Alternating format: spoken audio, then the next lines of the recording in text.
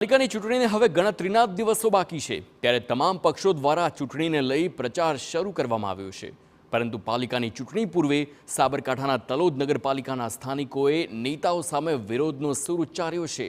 પાણીના ધાંધિયા, ઉભરાતી ગટરો તેમજ રણાંક વિસ્તારમાં ગંદકીને લઈ સ્થાનિકો પરેશાન છે। નગરપાલિકાની કેટલીક સોસાયટીના લોકોએ પણ પાણી નહીં તો વોટ નહીંના બેનરો લગાવી વિરોધ કર્યો છે। તો અમુક સોસાયટી વિસ્તારમાં પ્રચાર કરવા આવતા તમામ રાજકીય પક્ષ અને ઉમેદવારોના પ્રવેશ પર લોકોએ પ્રતિબંધ પણ મૂક્યો છે।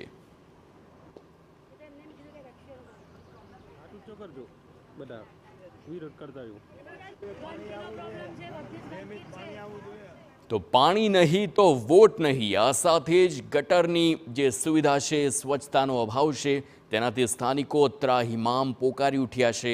અને હવે જ્યારે સ્થાનિક સ્વરાજની ચૂંટણી આવી છે ત્યારે નેતાઓને અહીં પ્રચાર ન કરવાના પણ બેનર્સ લગાવ્યા છે અને ખાસ કરીને પાણીની સમસ્યા અને આ સમસ્યાના કારણે જો પાણી નહીં મળે તો વોટ પણ નહીં મળે તેવી ચીમકી ઉચ્ચારી છે।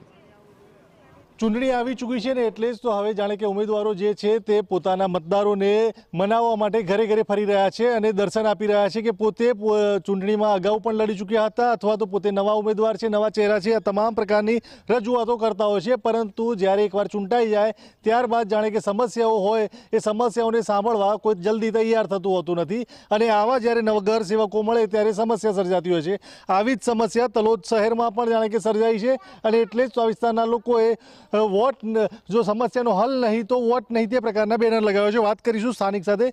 બેન, કેવા પ્રકારની સમસ્યા આપને અહીં નડી રહી છે અને શાના માટે આ અત્યારે હાલ આ કહેવું પડ્યું? અત્યારે તો અમને પાણીનો સમસ્યા છે, ગંદકીનો પ્રોબ્લેમ છે। ચૂંટણી આવતી હોય એટલે બધા આવે સાફ સફાઈ કરી જાય, બાકી 5 વર્ષમાં કોઈ અહીંયા કંઈ કરવા આવતું નહીં। વોટ તો અમારે આપી જ દેવાનો છે બધાને, વોટ એના માટે જ અમે આપીએ છીએ કે અમારા સમસ્યાનું નિવારણ આવે એના માટે। નિવારણ નહીં તો વોટ નહીં, તમે બેનર લગાવી, નિવારણ નહીં તો વોટ નહીં, એ વાત તો સાચી જ છે।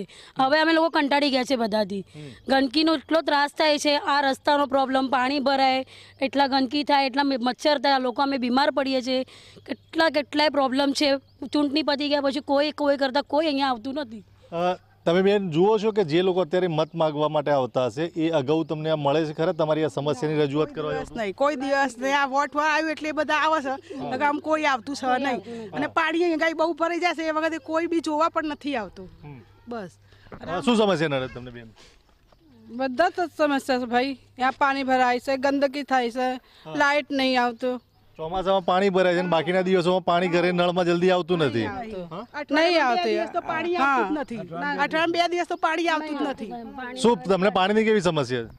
અમારે પાણી નથી આવતું, પણ પહેલાં જાહેરાત પણ નથી કરતા કે પાણી નથી આવતું અને હવે આ ચૂંટણી ચાલુ થઈ છે એટલે પાણી હવે 2 ટાઈમ ચાલુ થઈ ગયું છે આવવાનું, બાકી નહોતું આવતું, આમ નથી આવતું। 2-3 દિવસ થઈ ગયા। ઉનાળો આવે તો શું સ્થિતિ થાય? ઉનાળામાં બહુ જ પ્રોબ્લેમ થાય છે પાણી માટે। શું ઉનાળામાં પાણીની સ્થિતિ કેવી રહે છે? પાણી તો સદાય માટે તલોદ નગરપાલિકામાં તકલીફ છે, પાણીની તો સમસ્યા રહે છે। ગઈ સાલ